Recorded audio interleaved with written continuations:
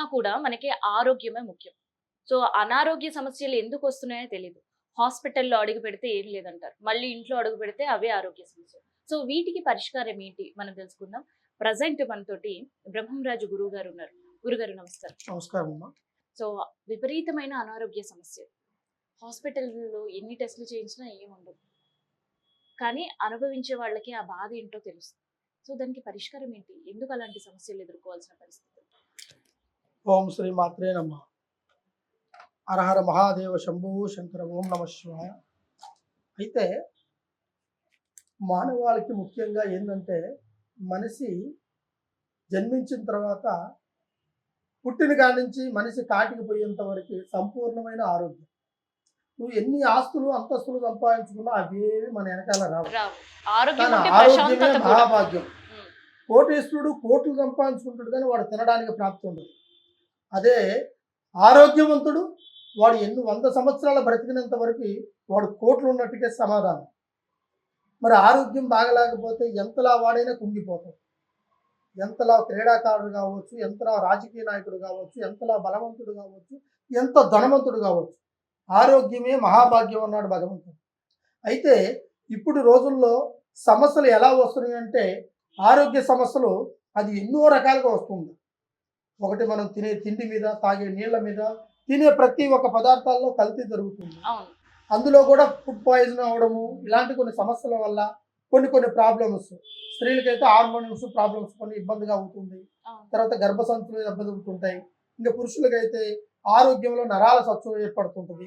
ఇట్లా కొన్ని ఫుడ్ నుంచి, కొన్ని వాతావరణం నుంచి వచ్చే సమస్యలు కొన్ని ఉంటాయి. కొన్ని సైన్స్కే అర్థం కాకుండా, హ్మ్. అంటే డాక్టర్ దగ్గరికి పోయినా కూడా ప్రాబ్లం ఏంటో ఎన్ని టెస్టులు చేసినా కూడా తెలియదు కొంతమందికి. ఆ బాధ అనుభవించేవాడు తెలుస్తుంది. డాక్టర్ దగ్గర పోయి నాకు ఇది నొప్పి వస్తుందో 10 సార్లు చెప్పినా ఆ డాక్టర్ ఏమంటాడంటే ఏం లేదమ్మా, టెస్ట్ అన్ని రిపోర్ట్స్ అన్ని టెస్టులు నార్మల్ గానే చేయించాము, అన్ని ఉన్నాయి అంటారు. నార్మల్గా ఉన్నాయి, కానీ నీకు ఎందుకు నొప్పి వస్తుందో అర్థం కావడం లేదు. నీ ఆలోచన, నీ భ్రమ, నువ్వు టెన్షన్ పడద్దు, కూల్గా పడుకో, ప్రశాంతంగా ఉండు, డిస్టర్బ్ కాకు, దేని గురించి ఆలోచించుకోని ఈ సమాధానమే ప్రతి ఒక్కరు చెప్తారు. అయితే మరి ఈ సమస్య సమస్యకి పరిష్కారం ఏంటి కంపల్సరిగా గురుగారు? ఉంది. ఇలా సమస్యలు పరిష్కారం చేసుకోవడానికి కూడా అవకాశం ఉంది. కానీ కాకపోతే అది ఏమిటని గమనించాలి. ఇప్పుడు సైన్స్ కూడా అర్థం కాలేదు, టెస్టులకు కూడా అర్థం కాలేదు. ఇంత అర్థం కాకపోయినా కూడా ఆ సమస్యలు ఇంకా పెరుగుతున్నాయి. వాళ్ళ బాడీలో ఆ నెగిటివ్ ఎనర్జీ పెరుగుతుంది అంటే ఇది తెలియని సమస్య బయట నుంచి ఏదో ఒకటి సంభవించి ఉంటుంది. అది ఒకటి దాటుడు ప్రయోగం కావచ్చు, దిష్టి ప్రయోగం కావచ్చు, లేకుంటే అతని మీద చెడు ప్రభావాలు కావచ్చు, చెడు గ్రహాలు కావచ్చు, తర్వాత ఒంటరిగా పోతున్నప్పుడు ఆహ్వానించే కొన్ని శక్తులు కావచ్చు, ఎన్నో విధాలుగా ఉంటాయి. ప్రతి ఒక్కదానికి ఒక రీజన్ ఉంటుంది. దాన్ని కనిపెట్టాలి.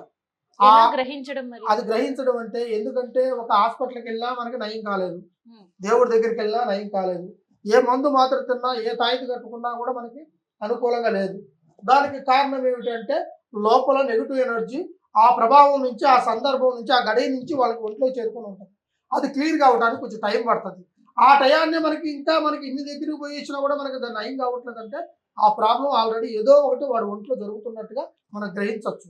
ఆ సింటమ్స్ ఎలా ఉంటాయంటే ఒక్కొక్క మనిషికి కాళ్ళు చేతులు స్వచ్ఛపడిపోతుంటాయి, ముఖంలో కళాకాంతి ఉండదు, ఎప్పటికీ నీరసంగా ఉంటుంటాడు, ఎన్ని మాత్రలు ఎన్ని తిన్నా కూడా ఒంట్లో శక్తి, ఓపిక, ఆధారం ఉండదు మనిషికి. ఏదో కోల్పోయినట్టుగా మనిషి కుంగిపోతుంటాడు.